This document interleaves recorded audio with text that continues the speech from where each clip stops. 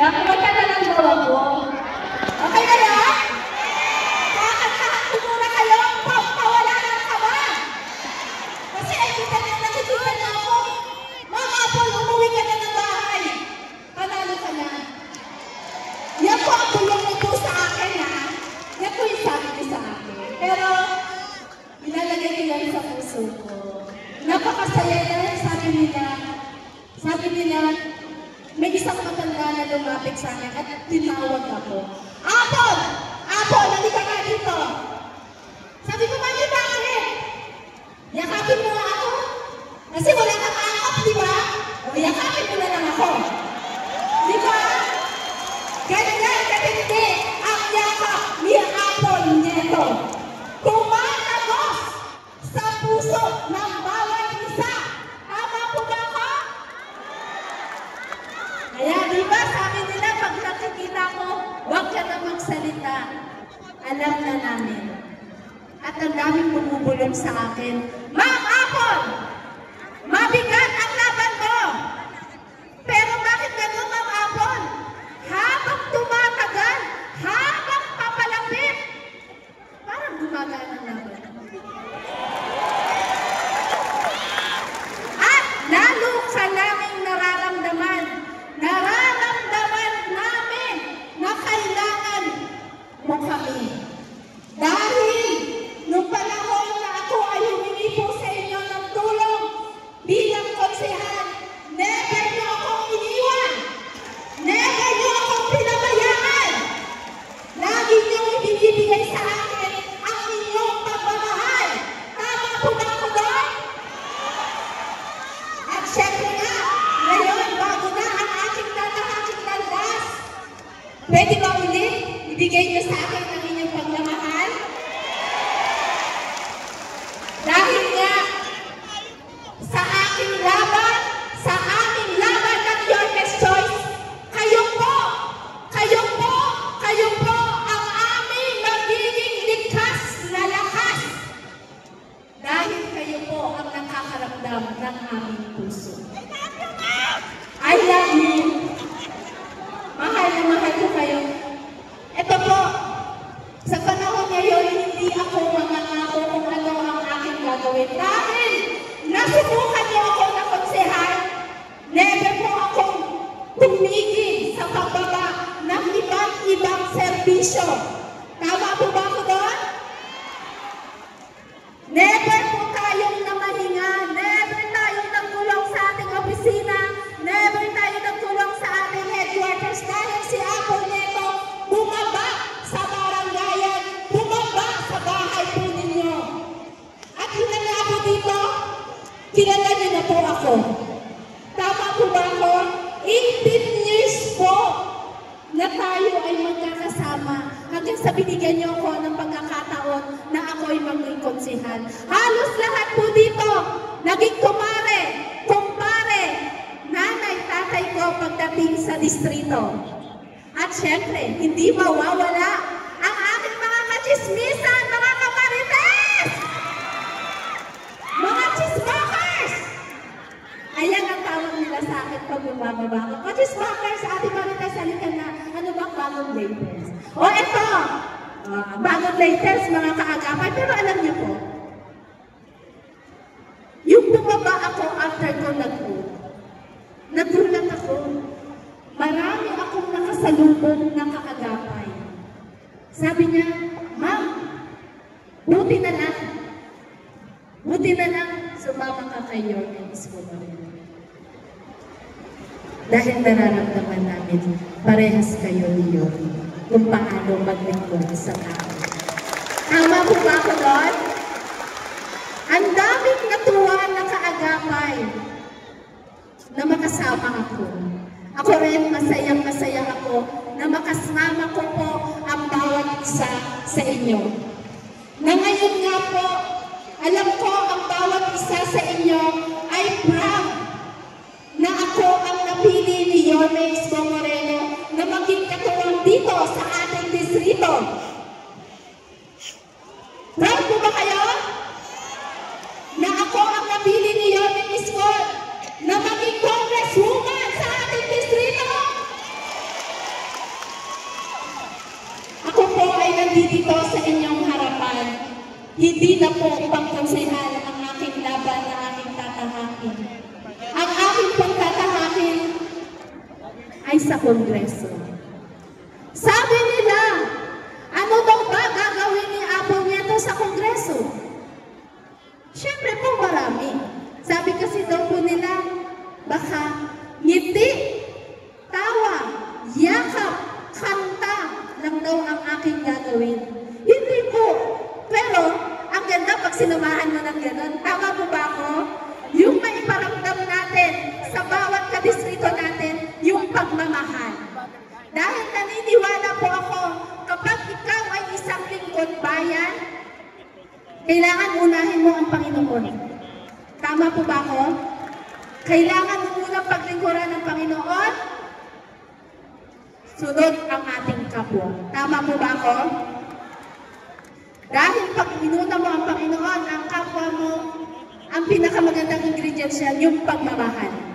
Kasi, ang pagmamahal, hindi yan nabibili ng pera. Tama po ba ako doon? Pero importante po ang pera. Pero, mas importante ang pagmamahal. Tama po ba ako? Kasi pag mahal mo ang kapwa mo, mahal mo ang Panginoon mo, lahat magagawa. Tama po ba ako? At yun po, akin lang naman po ay nandito ako sa inyong harapan. Tatakbo po tayo, Congresswoman. Tatakbo po tayo, Congresswoman. Sana po masamahan niyo po ako sa aking bagong tatahakin na landas kung paano niyo po ako tinulungan nang ako ay konsehal. Makakaasa kayo, may ipagtatakbo niyo po ako. Kapag meron pong nagtatanong, bakit nga ba sinako? Alam niyo ang sagot. Tama po ba ako? Dahil naramdaman niyo ako. Naramdaman niyo ang aking puso. Naramdaman niyo yung aking pagmamahal para sa inyong lahat. Sana po huwag niyo po akong iwan sa aking laban. Sabi ni Ate Maggie, hindi ko talaga akong iwan. Kayo huwag niyo akong iwan, ha? Promise? Promise? Promise? Pero alam mo, totoo yun. Habang tumatagal, mas nararamdaman natin yung kapwa, yung isa't isa. Tama ba po? Dahil yan sa inyong lahat, dahil yan sa pagmamahal na binibigay na, makakaasa kayo sa akin. Sabi ko nga kanina, kung paano ako naglingkod bilang konsehal, pag binigyan niyo ako ng pagkakataon na maging congresswoman, mas hihigitan ko ang lahat ng aking nasimulan. Hindi kayo magsisisi pag ako ang inyong binigyan. Hindi ko kayo magsisisi pag ako ang inyong binigyan. Thank you so much. Kaya yun, medyo seryoso ka na. Ang laki ng crowd, di ba? O basta, kayo nang maging tagapagtakbuhan namin, ha? Okay lang ba yun? Siyempre, ang kaagapay, ang sundalo ni Yorme Isko Moreno, isasama niyo na rin kami, di ba? Tama ba?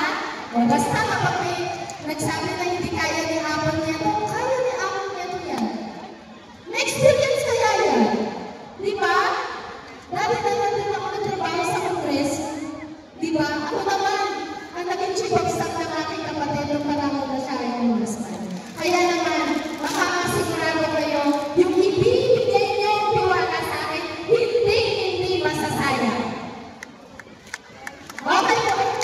Gusto niyo na talaga lumagpas? Ay, talaga gusto niyo sa akin, ha? Ay, seryoso ako, ha? Ano ba gusto niyo kanta? Ha? Ages daw ang gusto nila, pero may hinahantan ako kanina. Kanta mo na break time. Break time muna tayo, break time, okay? Ayoko sana na kayo'y mawawala. Mawawasak lang ang aking mundo. Ngunit ano mangyari?